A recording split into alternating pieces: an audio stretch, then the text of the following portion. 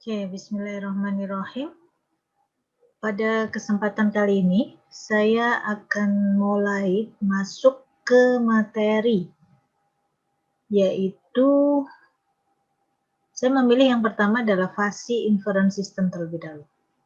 Ya, jadi kenapa? Nanti karena kalau untuk neural network kita akan langsung lanjut ke deep learning, sehingga kita mulai dengan fasi inference system dulu. Oke ya. Pada pertemuan kedua kemarin, saya sudah sedikit memberikan gambaran apa itu fasi inference system, dan kalian sudah saya minta untuk mencari contoh jurnal yang terkait dengan fasi inference system maupun machine learning. Beberapa saya lihat memilih jurnalnya sudah tepat. Nah, dari situ kalian bisa melihat nanti saya akan menggunakan contoh-contoh kasus yang sudah kalian pilih dari jurnal-jurnal tersebut. Namun demikian, untuk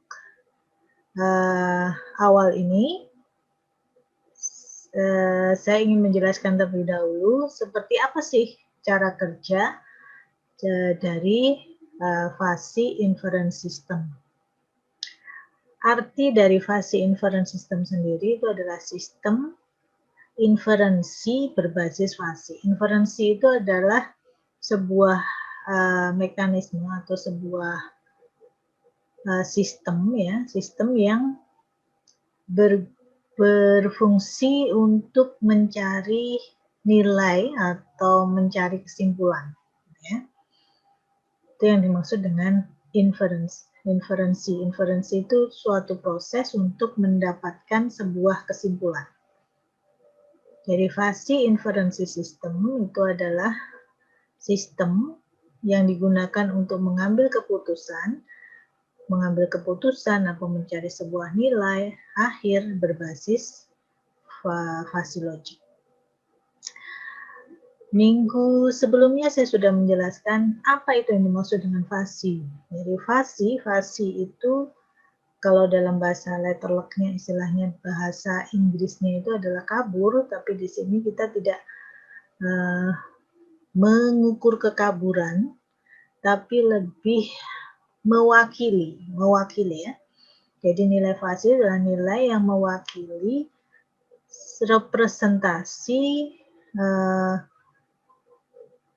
representasi istilah manusia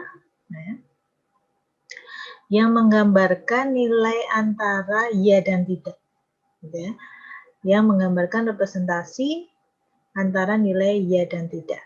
Jadi kalau di logika, biasanya logikanya komputer, kita hanya mengenal 0 dan 1, maka pada logika fasi ini, kita mengenal nilai antara 0 dan 1 yang mewakili sebuah representasi, misalkan mewakili sebuah istilah agak panas, sangat tinggi, sedang, jadi mewakili nilai antara 0 sampai dengan 1. Antara ya dan tidak.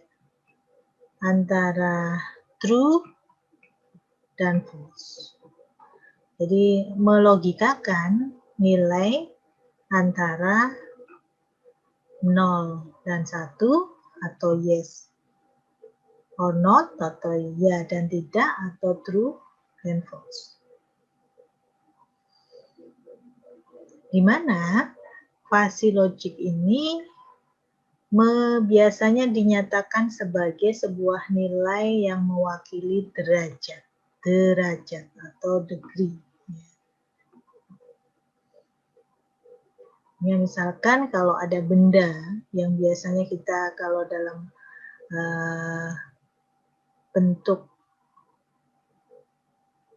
logika komputer itu hanya mengenal panas dan tidak panas, padahal sebenarnya kadang manusia itu bisa mengukur ini itu tidak hanya panas dan tidak panas, tapi juga ada yang mengatakan sangat panas. Sangat panas itu berarti mempunyai derajat.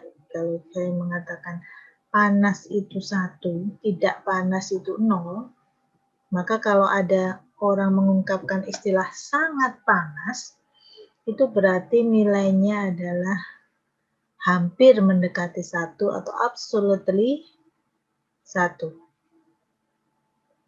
Tapi kalau agak panas, nah agak panas, kalau saya mengatakan sebuah nilai yang agak panas, berarti dia kemungkinan nilainya bisa antara 0,5, 0,6 yang mendekati nilai dari 1 tersebut.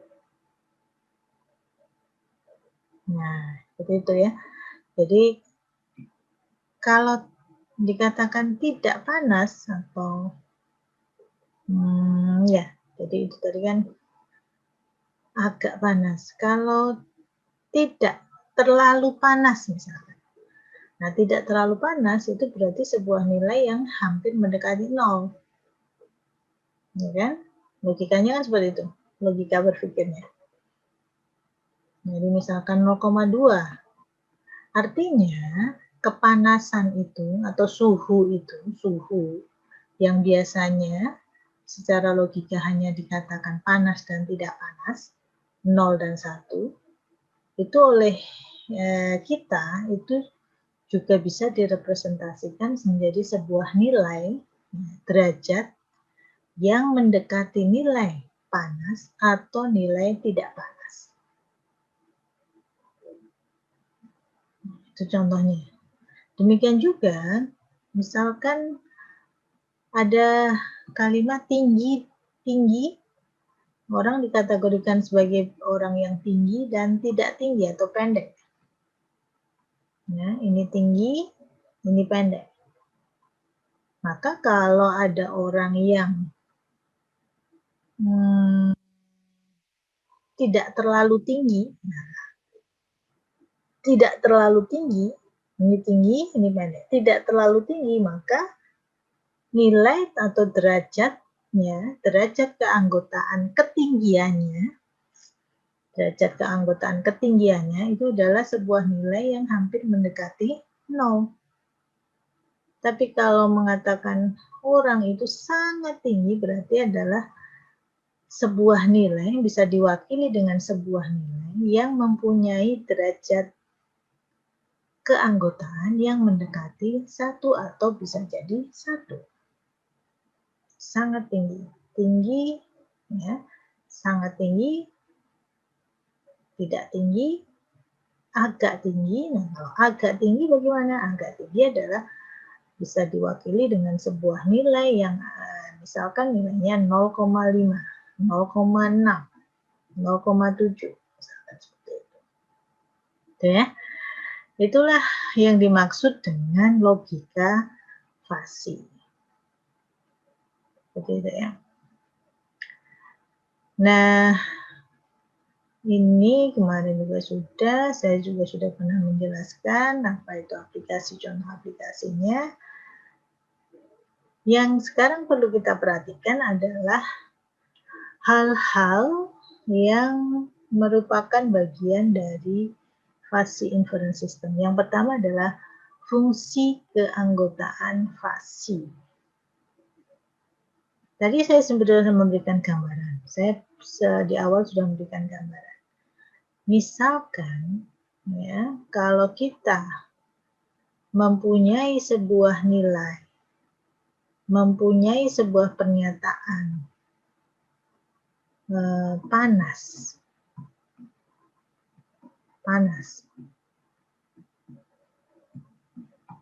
itu sebagai sebuah nilai 1, kemudian 0 itu sebagai tidak panas.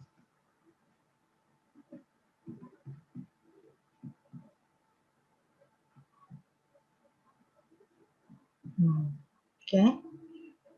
Maka kalau saya mempunyai benda yang misalkan dia dinyatakan sebagai benda yang agak panas.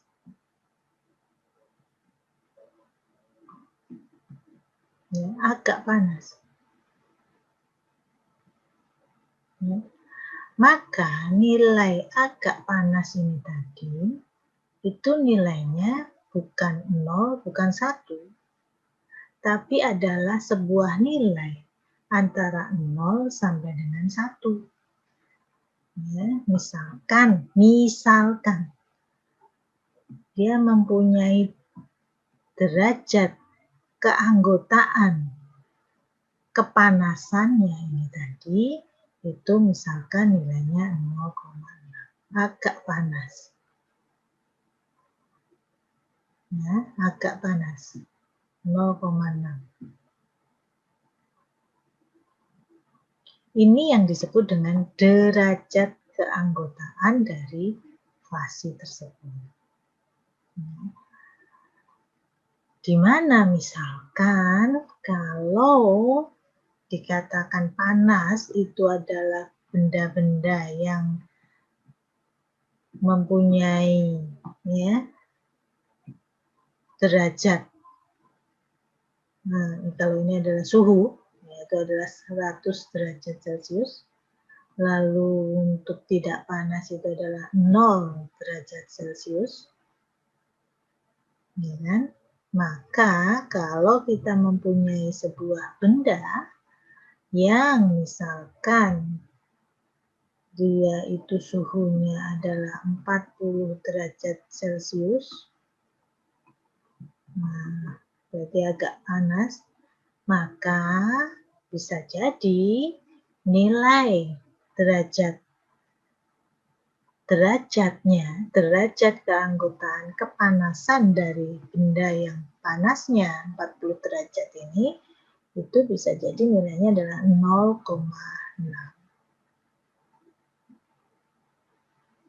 Seperti itu. Ya.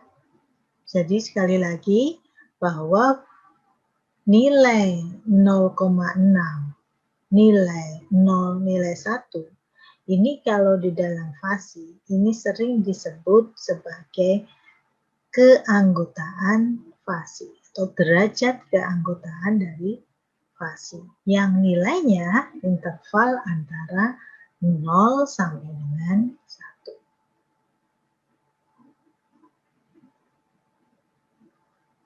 Oke, saya akan memberikan gambaran lagi, contoh gambaran lagi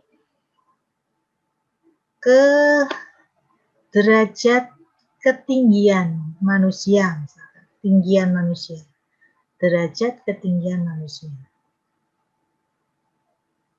Oke, misalkan ada sekelompok orang yang nama-namanya seperti ini, di mana ke-10 orang ini dia mempunyai tinggi badan bervariasi mulai dari 152 sampai dengan 208 cm. Dan ini sudah terurut mulai dari yang paling tinggi yaitu Chris, itu tingginya 208, Mark tingginya 205, dan seterusnya sampai yang paling pendek Peter tingginya 152. Oke, kalau kita berbicara mengenai himpunan, misalkan saya mengelompokkan ya, ke-10 orang ini menjadi 2 kelompok yang kita sebut dengan himpunan. Himpunan pertama adalah himpunan mahasiswa tinggi.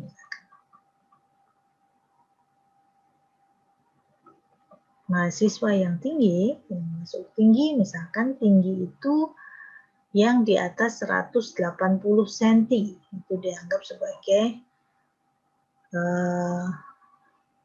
orang-orang yang tinggi. Berarti siapa saja? Yang pertama adalah Chris. Yang kedua adalah Mark. Yang ketiga adalah John. Dan yang keempat adalah Tom. Semua yang di atas 180 itu dikategorikan sebagai tinggi. Sedangkan yang di bawah 180 itu disebut dengan kelompok orang-orang yang tidak tinggi atau rendah. Berarti sisanya itu ada David, ada Mike, ada Bob, ada Stephen, ada Bill, ada Peter. Oke, saya singkat-singkat saja. Oke, seperti ini. Nah, kalau dilihat di sini, David ini tingginya 179. Hanya berselisih 1 senti saja terhadap kelompok yang tinggi. Saya rasa kalau kita melihat secara secara dari jauh misalkan, tingginya Tom dengan tingginya David ini tidak terlalu terlihat berbeda. Nah, kalau dilihat di sini, kenapa kok yang David tidak masuk kelompok tinggi, sedangkan yang Tom bisa masuk kelompok tinggi? Ini disebabkan karena kalau dalam kelompok Cripps, istilahnya dalam himpunan Cripps, kita punya batasan. Menentukan batasan inilah yang kadang itu tidak sesuai dengan aturan. Bukan tidak sesuai dengan aturan, tidak sesuai dengan realita. Sebenarnya kelompokkan tinggi, sedang, ini kadang kalau nilainya itu ada yang sangat mendekati nilai tersebut, kita terkadang bingung mau masukkannya itu dia itu tinggi atau rendah. Ya sama seperti IP lah, IPK ya. Dikatakan cum laude itu kalau nilainya 3,75 misalkan. Ada anak nilainya 3,749. Itu tidak bisa cum laude. Padahal hanya berselisih 0,001. Ya kan? Kalau kita menggunakan batasan yang fix istilahnya, dari Cripps itu adalah himpunan dengan batasan Cripps. Derajat keanggotaan dengan himpunan yang batasannya fix. Itu serasa nggak adil sekali, kan gitu ya. Hanya berselisih 0,001, padahal misalkan yang 7,5 pas gitu ya, yang satunya 7,49 sekian, kok rasanya tidak adil sekali kalau yang satunya dikategorikan sebagai cum laude, yang satunya enggak. Ya, karena Cripps, sifatnya Cripps itu batasannya pasti. Contohnya kalau di sini tinggi, dia harus lebih besar sama dengan 180 baru bisa dikategorikan tinggi. Ini kalau kita menggunakan batasan Cripps.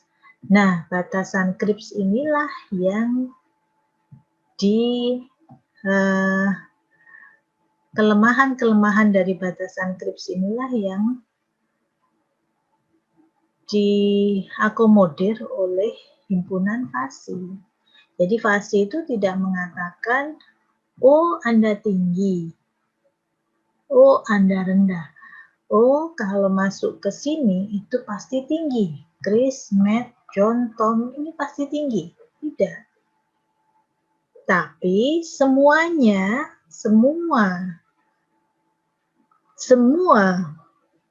anggota yang ada di sini, Chris, Mark, John, Tom, David, Mike, Bob, Stephen, Bill, Peter, ini semuanya dikategorikan tinggi hanya dengan derajat yang berbeda-beda. Ya. Jadi yang sangat-sangat tinggi, jadi dengan skor yang seperti ini diberi nilai derajat 1. Kenapa? Dia sangat-sangat tinggi. Nah, jadi kalau dikategorikan dengan kalimat, ini mungkin bisa diganti dengan sangat tinggi. Dia diberi derajat 1. Nah, misalkan tinggi sekali, hampir mendekati sangat tinggi. John ini diberi derajat 0,98. Tom ini diberi derajat 0,82. Nah, David, nah kalau dilihat di sini, David itu kalau menggunakan krip dia masuk ke golongan yang rendah. Padahal dia 179. Nah, kalau menggunakan fasi, itu dia tetap dikategorikan tinggi, hanya mempunyai derajat yang sedikit lebih rendah daripada Tom.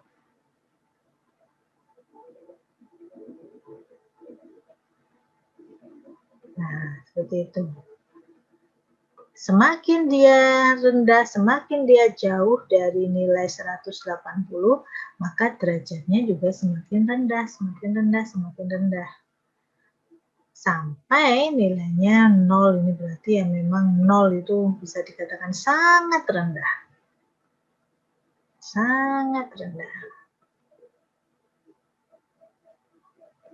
Seperti itu. Mungkin kalau 0,78 bisa dikatakan agak tinggi. Nah, yang di sini misalkan rendah sekali, agak rendah. Nah, seperti itu. Inilah bedanya derajat keanggotaan menggunakan nilai yang CRISP atau nilai yang fix. Dia akan mengkategorikan secara tidak, ya tadi seperti kalian, tidak adil gitu ya. David ini nilainya sebenarnya hampir masuk ke tinggi. Kenapa kok tidak masuk tinggi? Hanya selisih 1 cm. Tapi dia dikategorikan rendah, yang sama dengan Peter, sama dengan Bill, sama dengan Stephen, yang jaraknya cukup jauh tingginya daripada dia.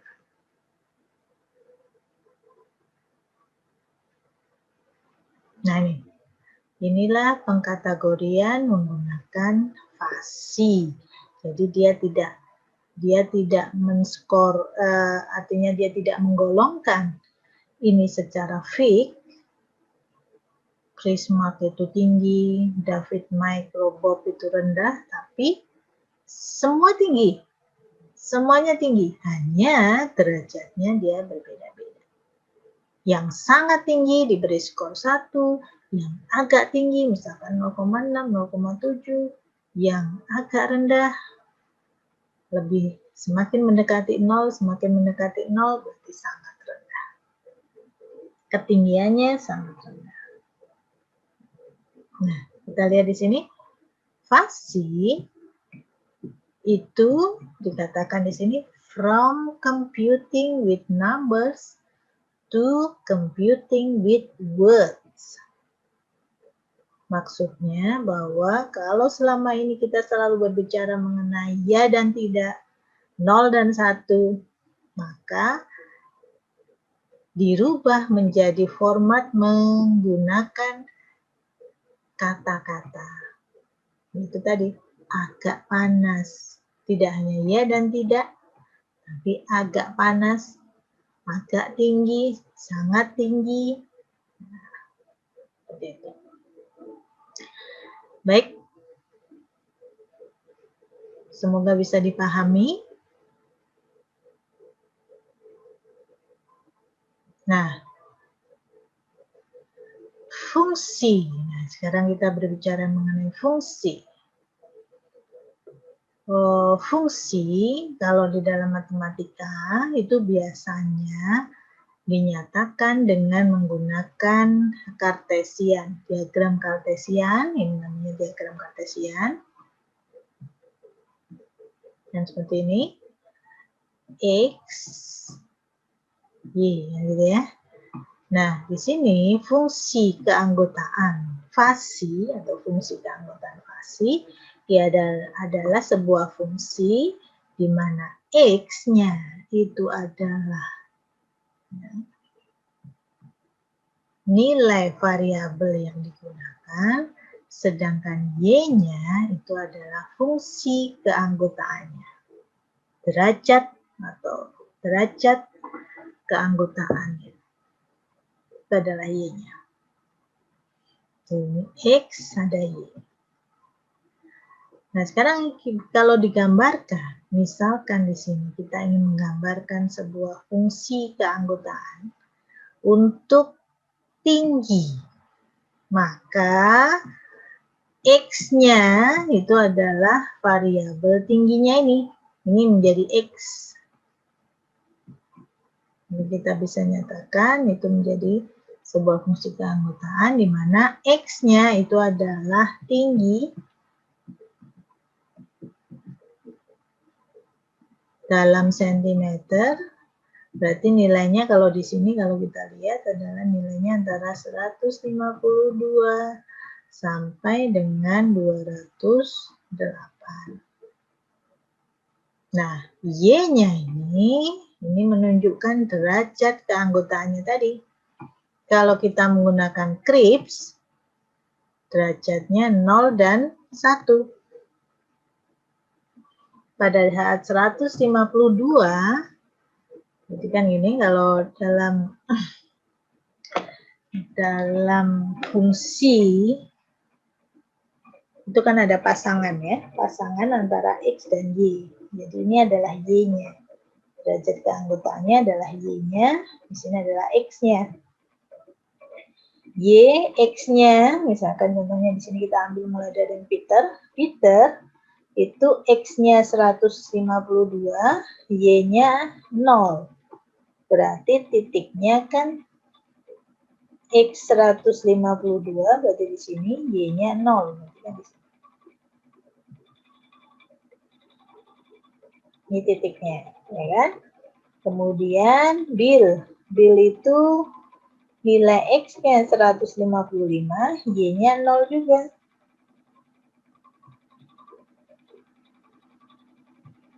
Ya, Stephen 155. Stephen 158. Y-nya juga 0. Dan seterusnya sampai David 179. Y-nya juga 0. Ini dan seterusnya ya. Dan Tom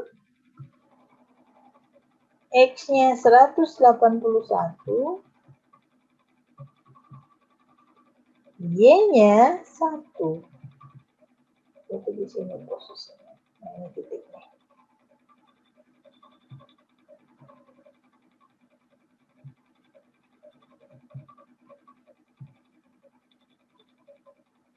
Ya. Kemudian John 198. 1 juga. Satu lagi. Sehingga kalau kita gambarkan grafik ini, dia akan menjadi seperti ini. Nah, ini adalah fungsi keanggotaan untuk Krips-nya. Nah, sekarang kalau kita gambarkan untuk fungsi keanggotaan fasinya, ini prinsipnya sama saja. Kita gambar di atas ini. Ya. X-nya sama, X-nya adalah tingginya, sedangkan Y-nya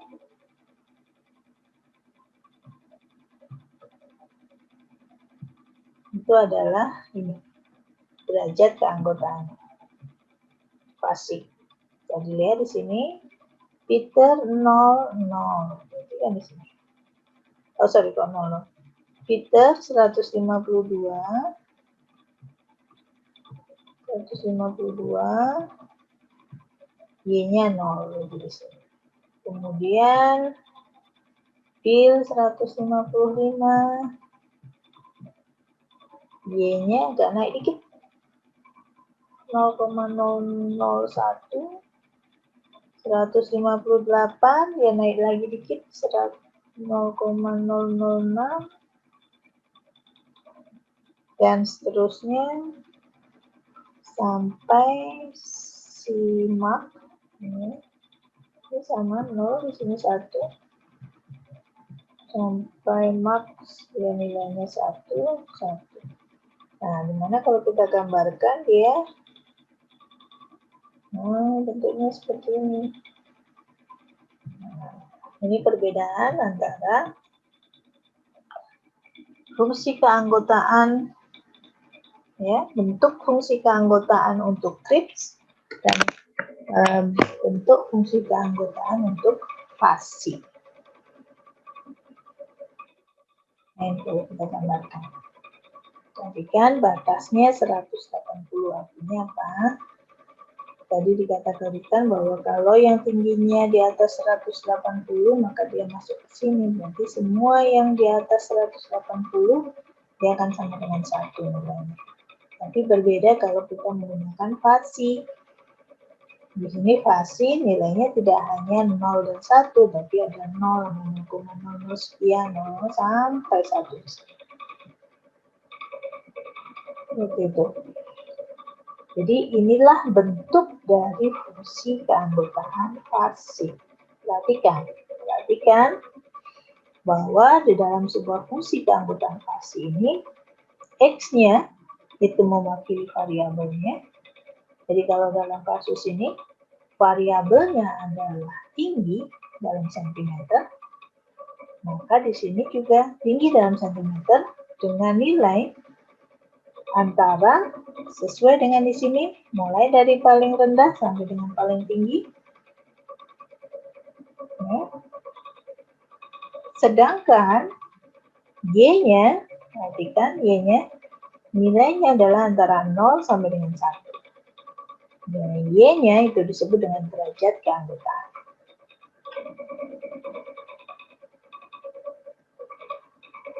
Oke. Seperti ini ya. Semoga bisa dipahami. Nah, sekarang kita akan masuk ke notasi dari keanggotaan FASI. Di sini dikatakan karena keanggotaan himpunan FASI ada di dalam interval antara 0 sampai dengan 1, maka ada kalanya keanggotaan himpunan FASI dinyatakan dalam bentuk fungsi. Keanggotaan himpunan FASI dinyatakan dalam bentuk fungsi.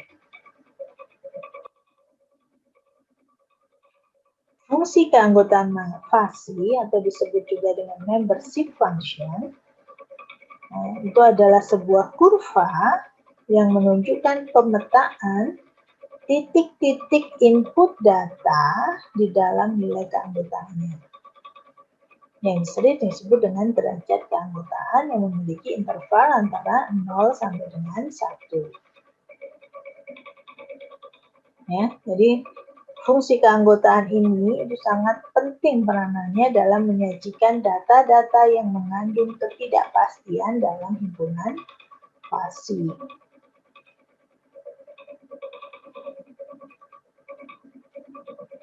Ya. Nah, bentuk dari fungsi keanggotaan ini itu akan mempengaruhi proses komputasi dari FASI inference system itu sendiri.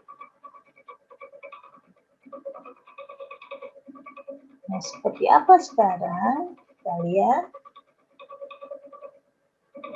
Fungsi keanggotaan FASI yang kita sebut dengan membership function. Itu kurvanya, bentuk dari kurvanya itu direpresentasikan ke dalam beberapa bentuk. Oke. Ya, ini kita lihat satu-satu. Ada 4 yang kita akan gunakan di sini. Yang pertama itu adalah bentuk representasi linier. Ini bentuk-bentuk apa? Bentuk-bentuk dari kurva fungsi keanggotaan FASI. Paling gampang adalah bentuk representasi linier. Bentuknya lurus naik ke atas atau turun. Oke. Jadi kita sebut di sini adalah linear naik.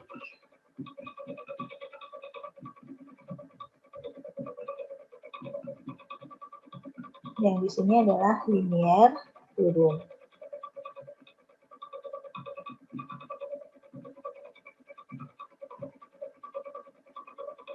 Ini melambangkan apa? Ini fungsi X-nya. X-nya itu berarti variabel inputnya, sedangkan yang naik di sini itu adalah fungsinya, fungsi keanggotaan atau derajat keanggotaan yang biasanya dilambangkan dengan mu X. Nah, A dan B ini apa? A dan B itu adalah A itu adalah titik dimulainya representasi linear naik tadi yang nilainya 0, sedangkan yang di sini nilainya 1. Jadi tertinggi mu-nya yang arah ke atas vertikal itu nilainya di sini 0 sampai dengan 1. Artinya titik A ini itu adalah disebut juga dengan batas bawah dari representasi linear naik. Itu sebuah nilai yang nilainya sama dengan 0. Sedangkan yang B ini adalah disebut dengan batas atasnya, di mana dia mencapai titik 1.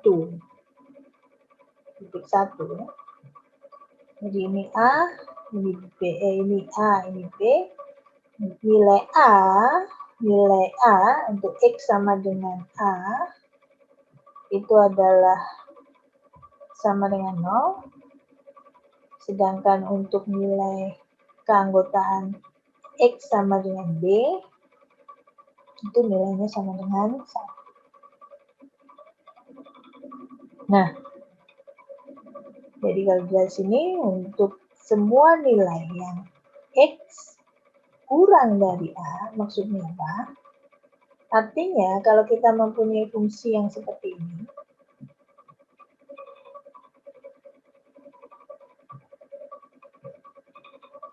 nah biasanya lengkapnya seperti ini, perhatikan yang warna merah,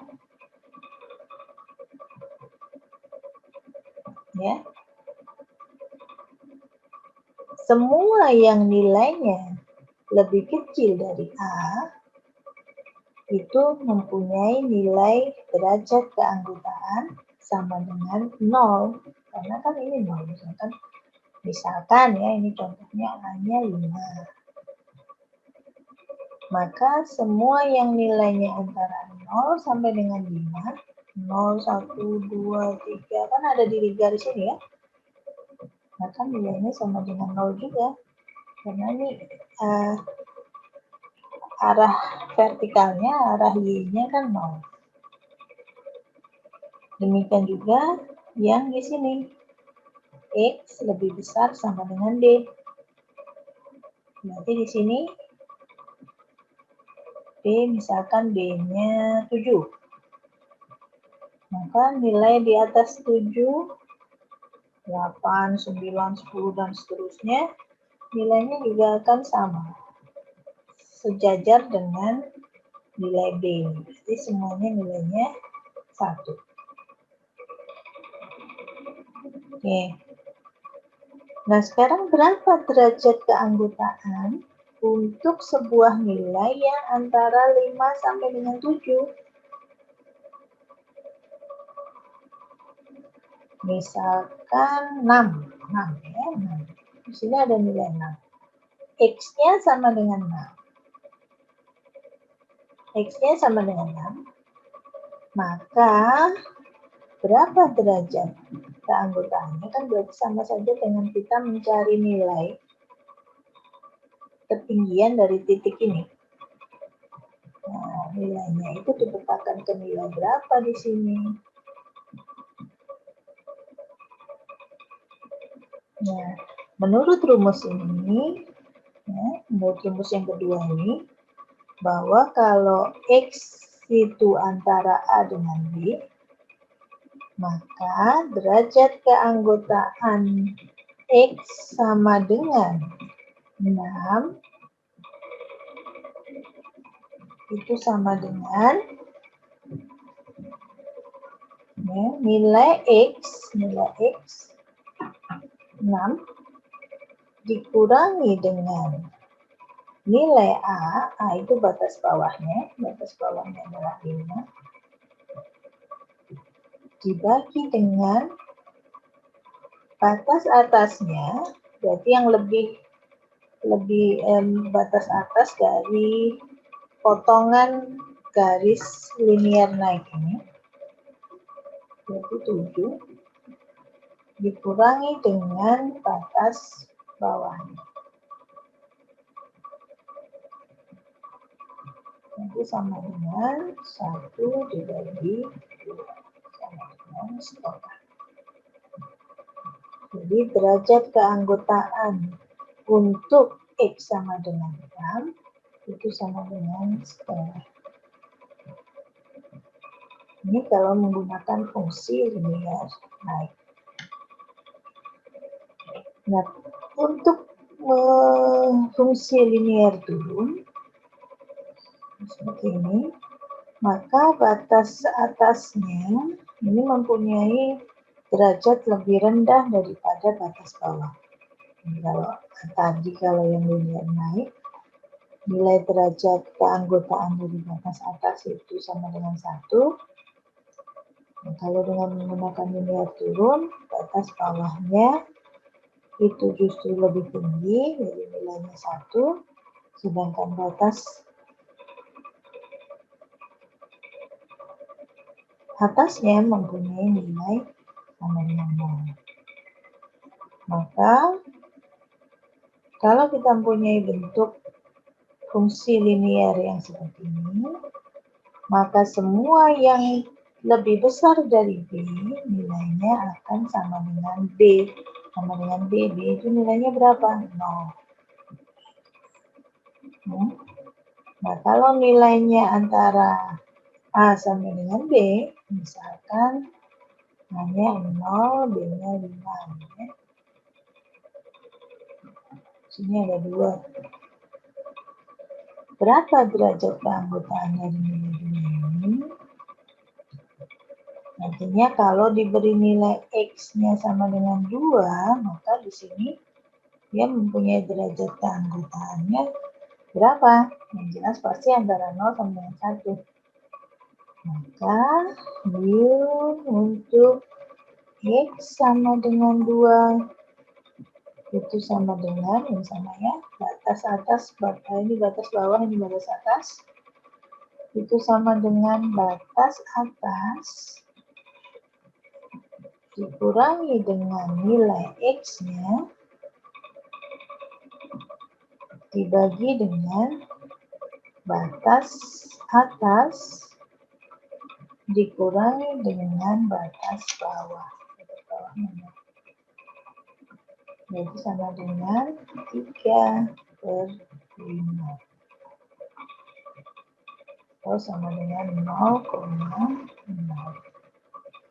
Maka ini artinya dengan menggunakan fungsi linier yang nomor 2 ini, jika X-nya sama dengan 2, maka dia mempunyai derajat keanggotaan 0,6. Ini bentuk kurva yang pertama yang disebut dengan representasi linier. Sekarang kita akan melihat representasi kurva yang kedua, yaitu representasi kurva segitiga. Representasi kurva segitiga ini sebenarnya gabungan antara representasi linier naik diikuti dengan representasi linier turun. Jadi ini adalah representasi linier naik, mulai dari 0 sampai dengan 1. Jadi yang paling tinggi di sini 1. Naik. Di mana representasi linier naiknya ini batas bawahnya adalah A, batas atasnya adalah B, diikuti dengan representasi linier turun. dengan batas bawah adalah B, batas atasnya sama dengan C. Sehingga dengan sangat mudah, kalau kita tadi sudah tahu rumus untuk representasi linear naik dan turun, misalkan di sini nilai A itu adalah 2, linear B-nya adalah 5, C-nya misalkan 8, ini X-nya, ini mu X-nya. Nah, kalau ada pertanyaan, berapa derajat keanggotaan untuk X sama dengan 1? Di sini kita lihat X sama dengan 1, X sama dengan 1 itu kan di sebelah kirinya batas bawah dari representasi linear naik.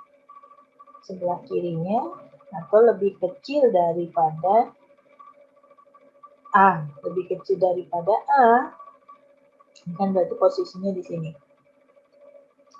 Maka dengan mudah kita lihat nilainya apa? Nilainya adalah nilai mu X-nya ini pasti 0.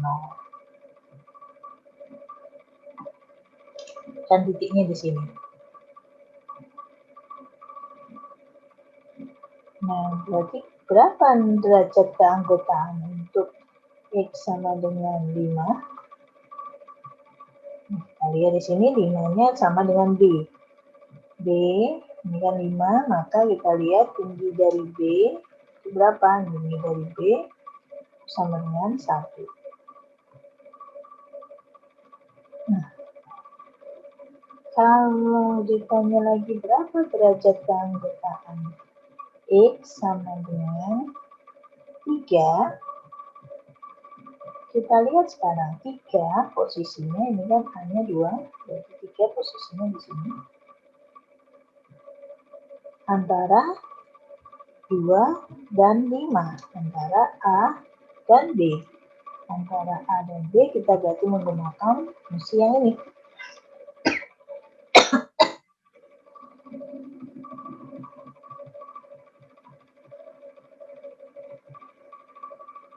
Antara A dan B. Kita lihat batas atas antara A dan B. Batas atasnya adalah 5, batas bawahnya adalah 2. Maka dengan memasukkan rumus ini kita dapatkan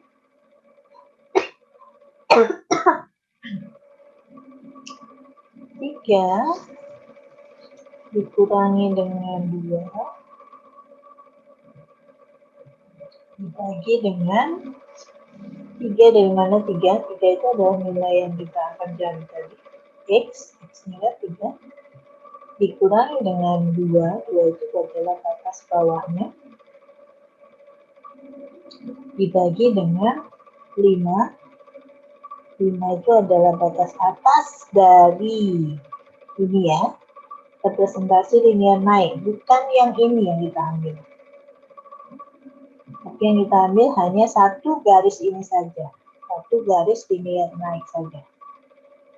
Jadi B-nya itu adalah 5 dikurangi dengan 2 itu batas bawahnya.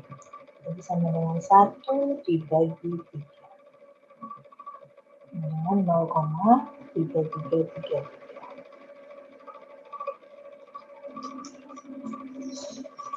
Ya, jadi yang kita ambil hanya satu linear ini saja, satu garis linear.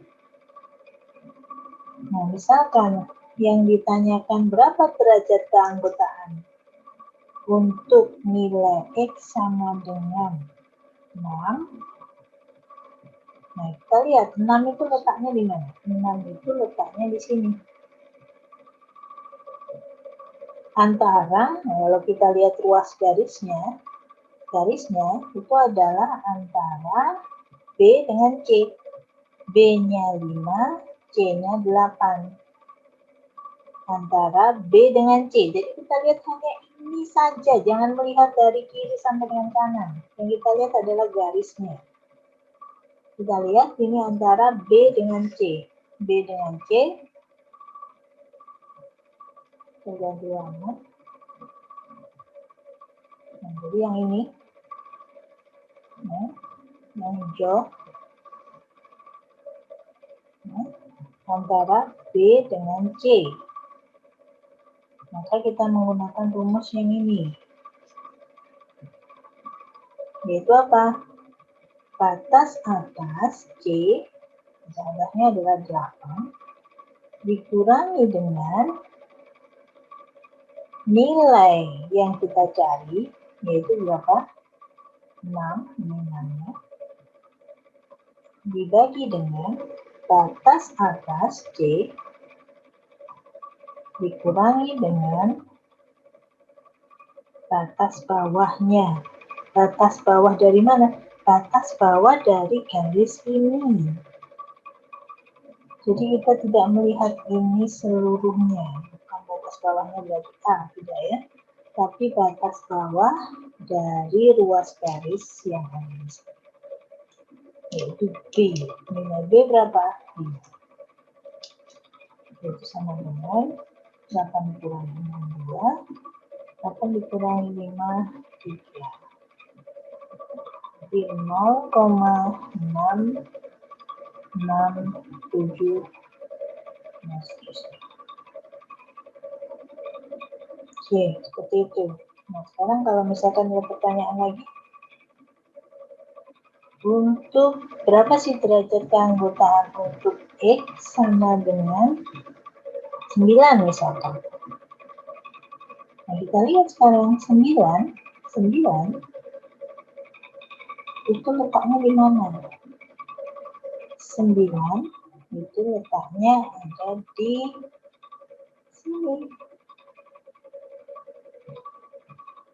Di sini 9. 9 itu ada di sebelah kanannya C, berarti dia lebih besar dari C.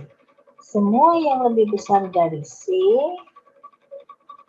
nah, kalau melihat grafik ini, nah, dari sini lurus, maka dia nilainya akan sama dengan C. Nilainya sama dengan C, C itu berarti nilainya sama dengan 0. Jadi yang lebih besar sama dengan C, itu nilainya sama dengan 0.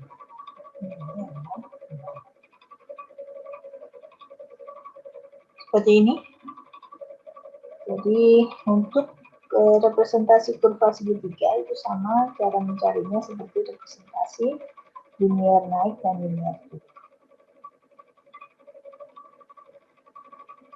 Nah, yang ketiga, representasi bentuk kurva yang ketiga itu adalah representasi kurva trapesium. Trapesium ini juga sebenarnya sama, hampir sama.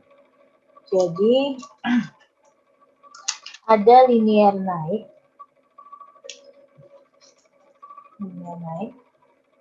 kemudian ada yang nilainya sama dengan 1. Nah, lalu dan terakhir itu adalah linear turun. Ini yang hijau linear naik, kemudian yang biru itu konstan dengan nilai sama dengan 1. Nah, jadi nilainya di sini antara 0 sama dengan 1. Dan yang terakhir linear turun, grafik linear turun yang nilainya antara 0 sampai dengan 1.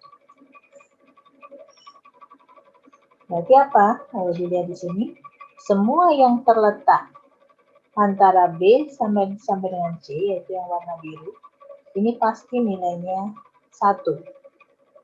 Sedangkan yang terletak antara A sampai dengan B, yang warna hijau, maka kita menggunakan rumus linear naik.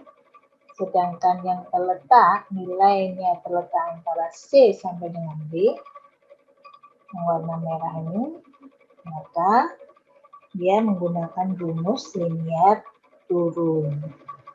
Selain itu, yang kurang dari A, maka dia ikut nilai dari A. Nilai dari A berapa? 0, karena di sini dia titiknya adalah 0. Nilai D juga 0. Jadi semua yang lebih besar dari D dan kurang dari A, itu juga nilainya 0. Kita coba, misalkan, berapa nilai fungsi keanggotaan?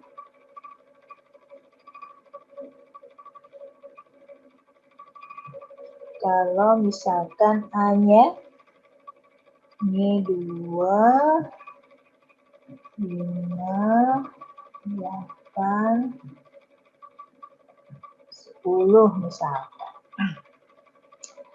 Jadi titik-titik ini A, B, C, D, A-nya 2, B-nya 5, C-nya 8, D-nya 10, ini adalah nilai inputnya. Maka kalau ada pertanyaan, berapa nilai keanggotaan atau derajat keanggotaan untuk nilai X sama dengan 4, maka kita harus lihat 4 itu posisinya di mana.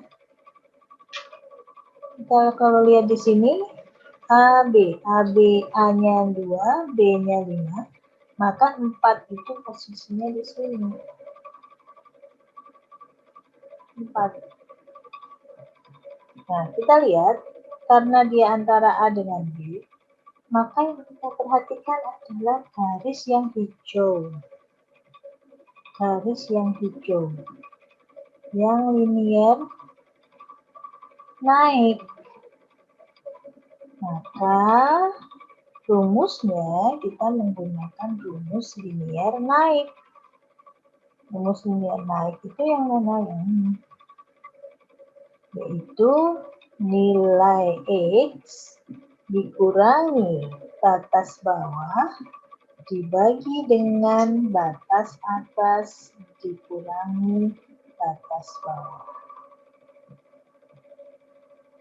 Ini sama dengan 2/3, sama dengan 0,2.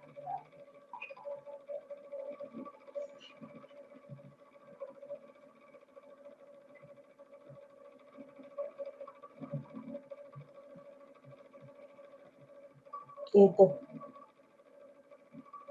Kalau ada pertanyaan lagi,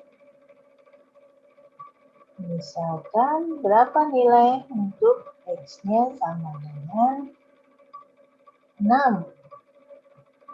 Berapa derajat keanggotaan dari nilai X sama dengan 6? Jadi kalau ya. Maka derajat keanggotaannya kalau dilihat di sini, 6 itu letaknya antara B sampai dengan C. Di sini kan 6. Nah, karena dia antara B sampai dengan C, semua yang terletak antara B sampai dengan C itu yang warnanya biru, itu nilainya pasti sama dengan 1. Ya, jadi antara yang warna biru ini, semua yang terletak antara nilai yang warnanya biru ini, dia akan mempunyai nilai yang sama dengan 1.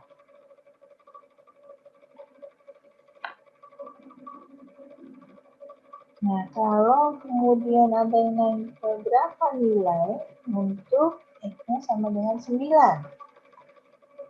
Kita lihat tadi, 9 itu di mana letaknya? 9 itu antara C sama dengan D. Jadi di sini. Maka yang kita perhatikan adalah garis yang merah saja. Dilihat garis yang merah ini mempunyai batas atas 10, batas bawahnya 8. Maka kita menggunakan rumus linier turun. linear turun dengan batas atas 10, batas bawah 8. Maka untuk X sama dengan 9, derajat keanggotaannya adalah batas atas dikurangi nilai X dibagi dengan batas atas dikurangi batas bawah. Itu sama dengan 1/2, sama dengan 0,. Tuh. Ini cara mencari nilai keanggotaan untuk representasi bentuk kurva trapesium.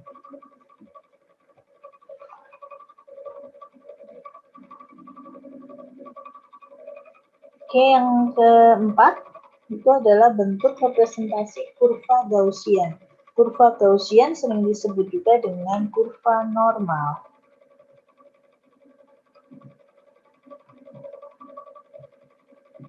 Karena kalau dalam statistik bentuknya normal, simetris, ya, bentuknya berupa kurva yang seperti ini dan simetris dengan nilai tengah, ini kita sebut dengan nilai tengah, itu adalah nilai C-nya, dan mempunyai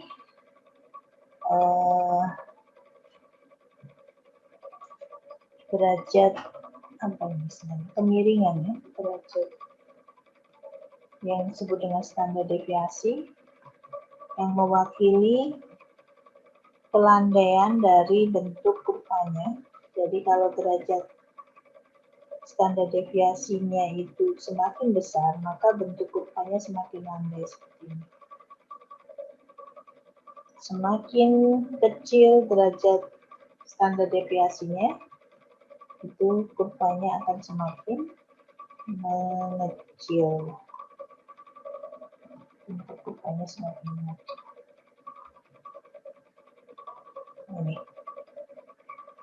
Ini yang disebut dengan kurva Gaussian. Ya, atau disebut juga dengan kurva normal. Dalam statistik, kita sering menemui bentuk kurva yang seperti ini. Nah, khusus untuk bentuk kurva yang seperti ini, kita tidak bisa menghitung dengan tanpa kalkulator, karena kita harus memasukkan ke sebuah fungsi yang disebut dengan fungsi eksponen, E pangkat. Ya, jadi di sini sama, ini adalah X, ini adalah mu X yang nilainya antara 0 sama dengan 1. Mu X ini nilai tertingginya tetap sama dengan 1. Ya, merupakan puncak dari kurvanya, kurva Gaussiannya, di mana puncak dari kurva Gaussiannya ini itu sama dengan nilai tengahnya. Jadi misalkan nilai tengahnya di sini adalah 50, maka fungsi keanggotaan 50 itu pasti dia sama dengan 1, karena dia ada pas di tengah dan dia sama dengan nilai puncaknya. Ya. Kemudian semakin melebar, semakin jauh dari titik tengahnya, ini nilainya akan mendekati 0.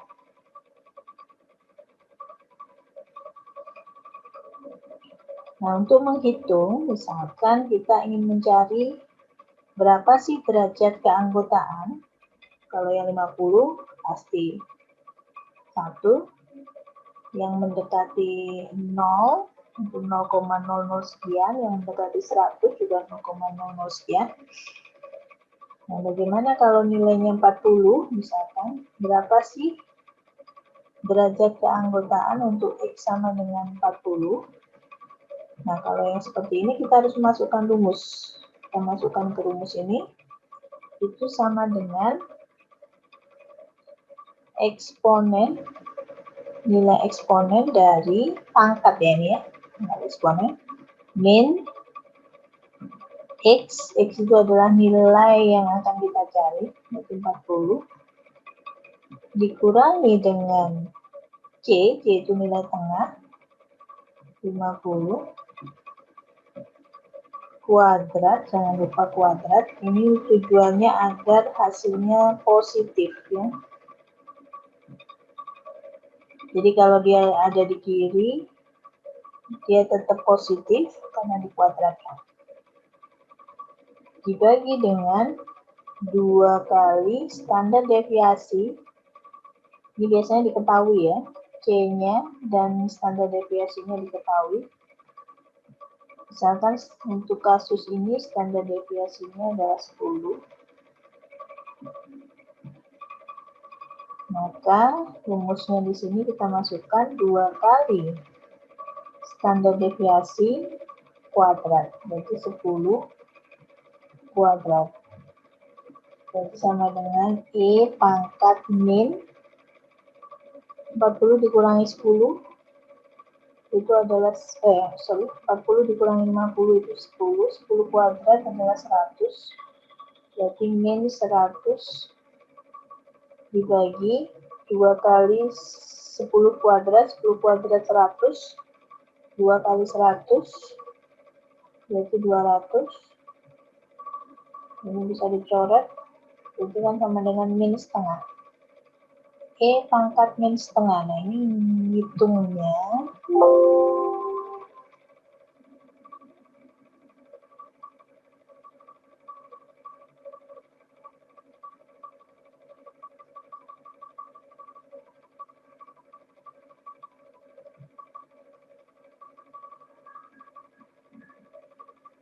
ini kita hitungnya nggak bisa menggunakan kalkulator biasa, jadi harus menggunakan kalkulatornya saintifik. Kalau kalian punya yang di komputer, itu bisa menggunakan salah satu contohnya kalkulator yang bawaannya Windows. Adalah ke kalkulator, pilih yang biasanya standar, nah itu pilih yang saintifik. Nah ini ada E pangkat. Nah ini mencari yang ada E pangkat. Nah, kita tinggal menghitung di sini adalah min setengah, min 0,5 minus, jadi minus ya 0,5. Nah, kemudian kita klik E pangkat.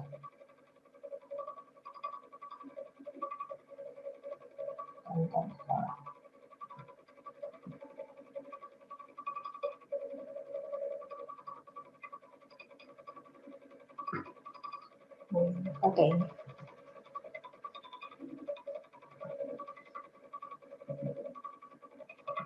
Nah, 0,5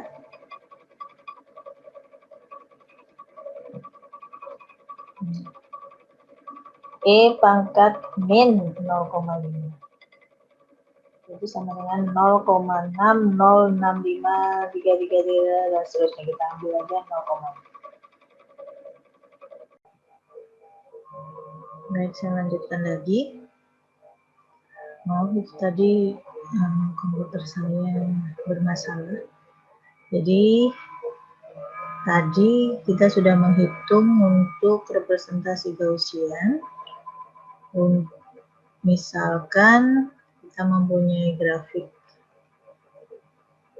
Gaussian seperti ini tadi, di mana C-nya itu adalah C atau nilai tengahnya itu adalah 50. Kemudian standar deviasinya adalah 10. Maka kalau kita ingin menghitung mu untuk X sama dengan 60, ya, itu sama dengan E itu adalah fungsi eksponen, pangkat ya ini, pangkat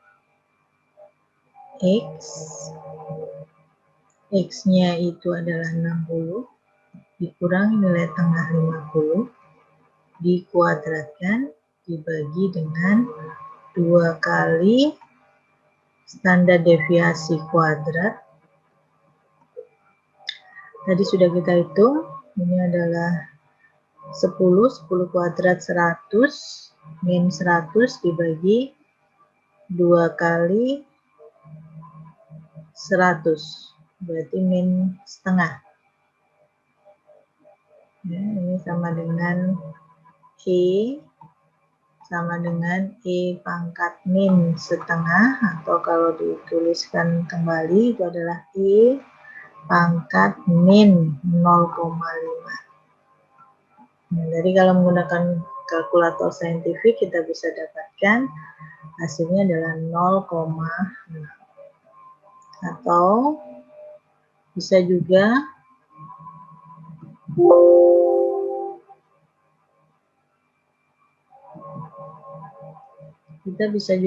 menggunakan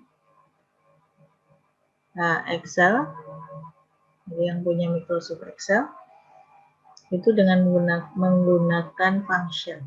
Ya, jadi kita bisa menghitung menggunakan function seperti ini, sama dengan eksponen itu kita bisa menggunakan fungsi yang namanya eksponen. Eksponen, ya, dalam kurung bilangannya tadi apa? Ini sama dengan E pangkat, angkatnya itu yang kita masukkan di sini, min setengah. Ini sama dengan perintah tadi, E pangkat min setengah. Jadi kalau di Excel kita nulisnya eksponen min setengah. Nah, hasilnya sama kan, 0,6055. Ini kalau dipanjangkan, kalau mau dilihat dalamnya terusnya hampir sama. Ya, 0,6065 dan seterusnya, untuk kita bisa bulatkan menjadi 0,6. Itu tadi cara menghitung untuk representasi kurva Gaussian. Dengan cara yang sama, untuk misalkan 80 nilainya berapa, ya tinggal kita masukkan ke sini. Jadi kita harus menggunakan kalkulator saintifik. Kalau yang punya kalkulator saintifik yang berupa fisik juga bisa dicoba menggunakan E pangkat. Biasanya kalau di kalkulator itu E pangkat X gitu ya.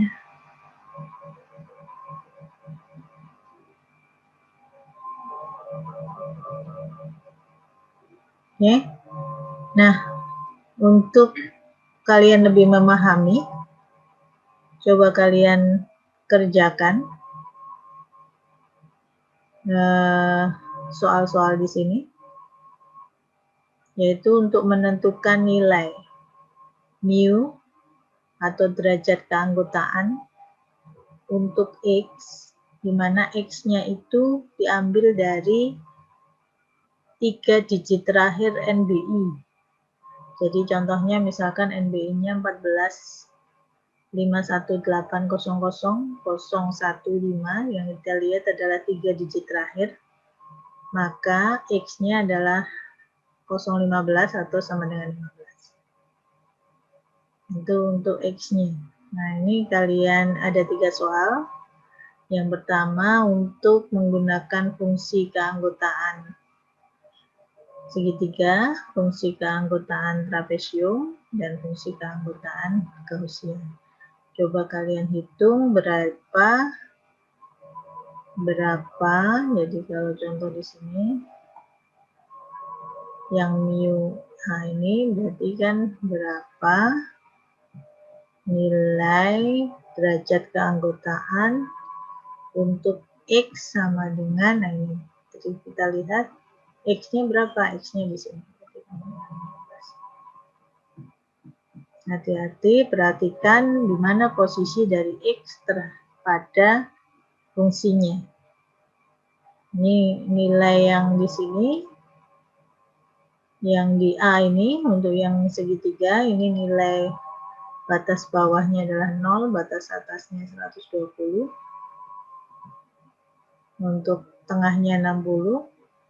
Sedangkan yang trapesium di sini 0 sampai dengan 40 untuk naik, datarnya sampai 80, konstannya sampai 80, dan turunnya sampai dengan 120.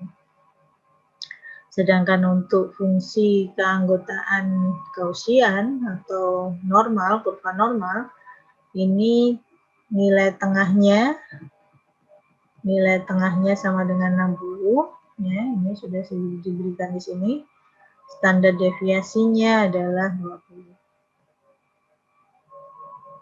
Sekarang tinggal kita melihat berapa nilai X-nya. Dikerjakan, dikumpulkan hari ini. Saya beri waktu sampai dengan jam 14.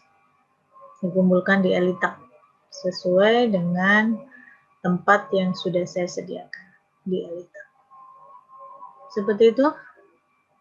Minggu depan kita masih melanjutkan mengenai fasinya terkait dengan operator fasi, lalu bagaimana menghitung atau melakukan proses inferensi fasi. Terima kasih untuk perhatiannya pada hari ini. Semoga kita bisa bertemu lagi minggu depan. Sehat selalu. Assalamualaikum warahmatullahi wabarakatuh.